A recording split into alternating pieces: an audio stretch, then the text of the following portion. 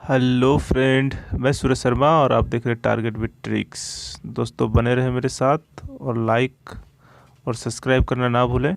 दोस्तों आज का जो टॉपिक है हम लोग पढ़ने वाले हैं नागरिकता अधिनियम।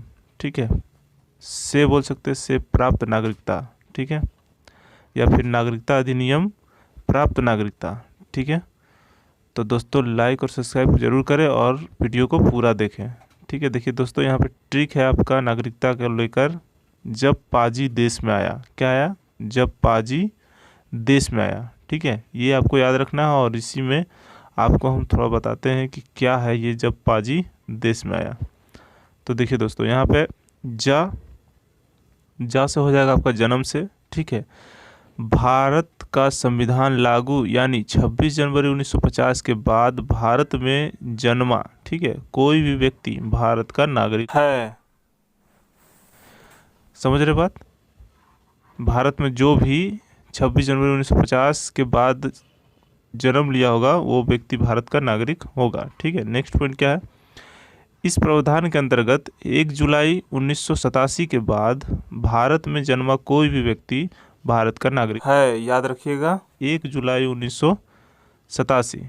ठीक है, नेक्स्ट क्या है? क्या यदि जन्म के समय, ठीक है, उसके माता पिता दोनों में से कोई भी एक भारत का अगर नागरिक थे तो भी आपका क्या होगा? उसका अधिकार होगा भारत का नागरिक बनने का। ठीक है, आइए नेक्स्ट क्या है आपका? देखिए यहाँ पे लिखा ब से हो जाएगा वंश के आधार पर। ठीक है, तो वंश बोल सकते हैं या वंश बोल सकते हैं, वंश के आधार पर। तो वंश के आधार पर समझ रहे होंगे आप कि 1947 के आज़ादी के बाद, ठीक है, आपका जो वंश मतलब जो पीढ़ी चल रहा होगा, ठीक है, उसके आधार पर भी आपका नागरिकता प्राप्त होगा। ठीक है,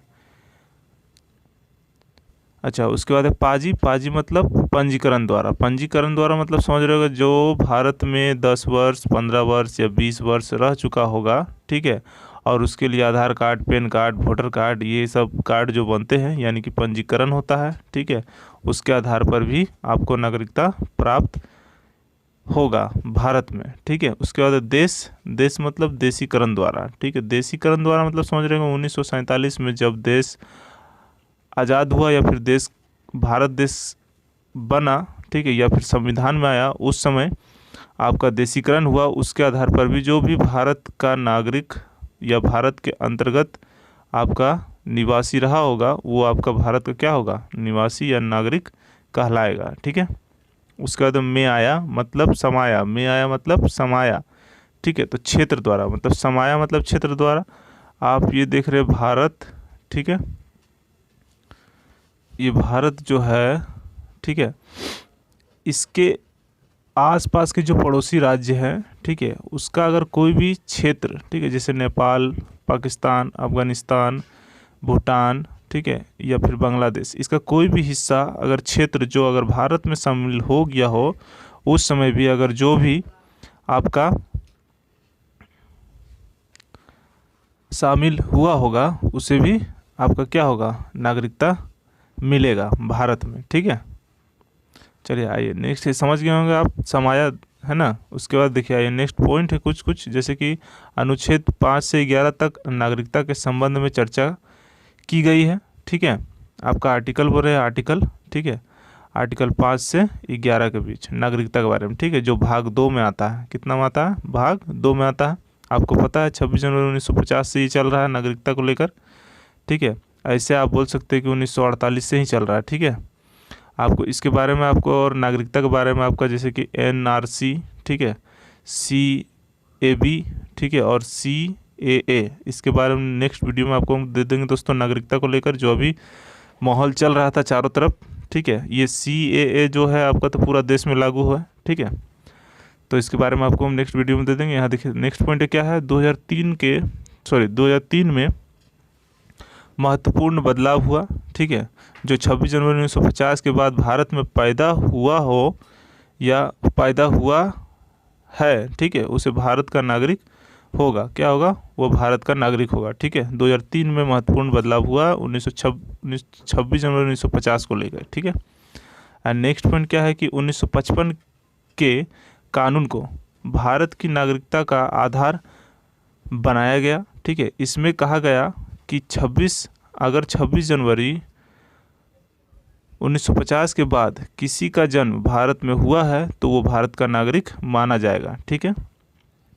आइए नेक्स्ट पॉइंट क्या है, नागरिकता के त्याग को नागरिकता अधिनियम 1955 की धारा 8 के, मतलब यहाँ पे क्या होगा आपका, धारा 8 पर होगा, ठीक है। धारा 8 से हो सकता है, धारा 8 से कवर किया जाता है। फिर से यहाँ देख लीजिए नेक्स्ट पॉइंट क्या है कि नागरिकता के त्याग को नागरिकता अधिनियम 1955 की धारा 8 से होगा दोस्तों, यहाँ पे से कवर किया जाता है, ठीक है। और नेक्स्ट पॉइंट क्या है कि जो बच्चा भारत में, ठीक है, भारत में 18 साल की उम्र हो गया हो, ठीक है, या हो जाए तो वो भारत के नागरिक को पाने का अधिकार रखता है, ठीक है, या फिर है। समझ रहे बात।